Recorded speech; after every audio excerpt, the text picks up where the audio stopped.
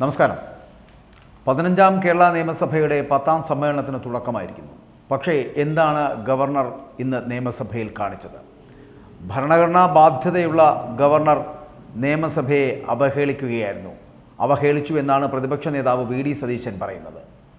കാരണം ഈ നയപ്രഖ്യാപന പ്രസംഗത്തിൻ്റെ അവസാനത്തെ പാരഗ്രാഫ് മാത്രം വായിച്ചതിന് ശേഷം ഗവർണറുടെ ആ ഒരു നടപടിയുണ്ടല്ലോ, ആ നടപടിയാണ് പ്രതിപക്ഷത്തിൻ്റെ പ്രതിഷേധത്തിന് ഇടയാക്കിയിരിക്കുന്നത്.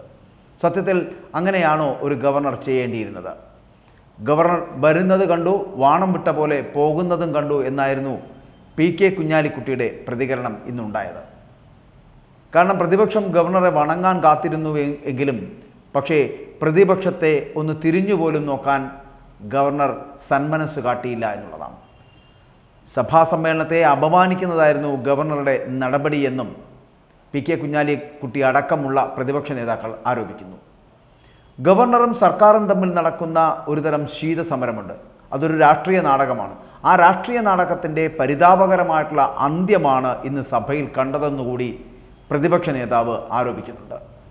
സർക്കാർ തയ്യാറാക്കി കൊടുത്ത പ്രഖ്യാപനത്തിൽ സത്യത്തിൽ ഒരു കാര്യവുമില്ല. കാര്യമായ കേന്ദ്ര വിമർശനം ഒന്നും ഇല്ലാതെയാണ് ആ പ്രസംഗം ഉൾപ്പെടുത്തിയിരിക്കുന്നത്. മുഖ്യമന്ത്രി കേന്ദ്ര ഏജൻസികളെ ഭയപ്പെടുന്നതിനാലാണ് കേന്ദ്ര വിമർശനങ്ങളുടെ ശക്തി കുറച്ചത് എന്നുകൂടി പറയേണ്ടി വരും. കേന്ദ്രത്തിനെതിരെ ഒരുമിച്ച് സമരം ചെയ്യാൻ തങ്ങളില്ല എന്ന് പറയുമ്പോഴും എന്നാൽ ഡൽഹിയിൽ സമരത്തിൻ്റെ സ്വഭാവം മാറ്റിയത് അത് കേന്ദ്ര ഏജൻസികളെ ഭയപ്പെടുന്നത് കൊണ്ടാണ് എന്നുകൂടി പറയേണ്ടി വരുന്നതായിട്ടാണ് പ്രതിപക്ഷത്തിൻ്റെ ആരോപണം. കാരണം ഒരേ സമയം പ്രതിപക്ഷത്തിനോടൊപ്പം നിൽക്കാമെന്നും അതേസമയം അതിൽ നിന്ന് പിന്തിരിയുന്ന ഒരു സമീപനം സ്വീകരിക്കുന്നതും CPMൻ്റെ അടവ് നയമാണ് എന്നാണ് പ്രതിപക്ഷത്തിൻ്റെ ആരോപണം. കാരണം പിണറായി വിജയൻ ഇപ്പോൾ ഭയം കൊണ്ട് എന്ത് ചെയ്യണമെന്നറിയാത്തൊരു മാനസിക സാഹചര്യത്തിലാണ് എന്ന് പറയേണ്ടി വരുന്നു. മകളാണോ അച്ഛനാണോ ആദ്യം അകത്തു പോകുന്നത് എന്ന് അറിയാൻ കഴിയാത്ത ഒരവസ്ഥ. കേരളീയം കൂടാതെ അതിനോടൊപ്പം നടന്നത് നവകേരള സദസ്സ് എന്നിവയാണ് സർക്കാരിൻ്റെ നേട്ടമായിട്ട് ഈ നയപ്രസംഗത്തിൽ പറയുന്ന കാര്യങ്ങൾ. എന്നാൽ ഈ രണ്ട് പരിപാടിയുടെയും കണക്ക് ചോദിച്ചപ്പോൾ അതിനകത്ത് ഒരു തരത്തിലുമുള്ള മറുപടിയുമില്ല. കൊള്ളപ്പിരിവ് നടത്തിയ പരിപാടികളുടെ കണക്ക് പറയുക എന്ന് പറഞ്ഞാൽ അത് സർക്കാർ ആദ്യം ചെയ്യേണ്ടത് ആ നടപടിയാണ്. പക്ഷേ അത് ഉണ്ടാക്കിയിട്ടില്ല. കാരണം നടത്തിയിരിക്കുന്നത് കൊള്ളയാണ്.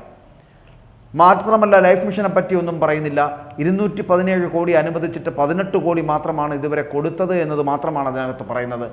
പദ്ധതി പൂർണ്ണമായി തകർന്നതായും കൂടാതെ ഈ പദ്ധതിയെ ഇനി മുമ്പോട്ട് കൊണ്ടുപോകാൻ കഴിയില്ല എന്നും പറയും. മാത്രമല്ല ഈ സപ്ലൈകോയിൽ 13 സബ്സിഡി സാധനങ്ങളില്ലാത്തതിനെക്കുറിച്ച് പറയുന്നു. സപ്ലൈകോയിൽ 4000 കോടിയുടെ ബാധ്യത നിലനിൽക്കുകയാണ് ഇപ്പോഴും എന്ന് പറയേണ്ട ഒരു സാഹചര്യം.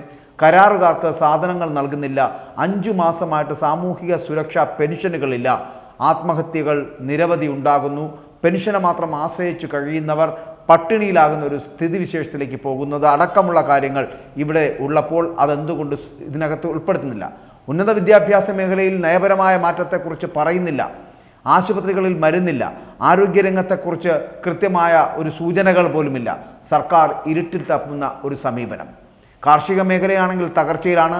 സർക്കാർ അപകടത്തിലേക്കാണ് യാത്ര ചെയ്യുന്നത് എന്ന് പറയേണ്ടി വരും. ഇത്രയും മോശമായ ഒരു പ്രസംഗം കേരള ചരിത്രത്തിൽ ഉണ്ടായിട്ടില്ല എന്ന് പറയേണ്ടി വരുന്നു. പറഞ്ഞ കാര്യങ്ങൾക്ക് യാഥാർത്ഥ്യവുമായിട്ട് യാതൊരു തരത്തിലുള്ള ബന്ധവുമില്ല എന്നും നയപ്രഖ്യാപനം പൊള്ളയാണോ എന്നും വാചക കസർത്താണ് എന്നുമൊക്കെയാണ് ഇവിടെ വി ഡി സതീശൻ പോലുള്ള പ്രതിപക്ഷ നേതാക്കളുടെ ആരോപണം എന്ന് പറയപ്പെടുന്നത്.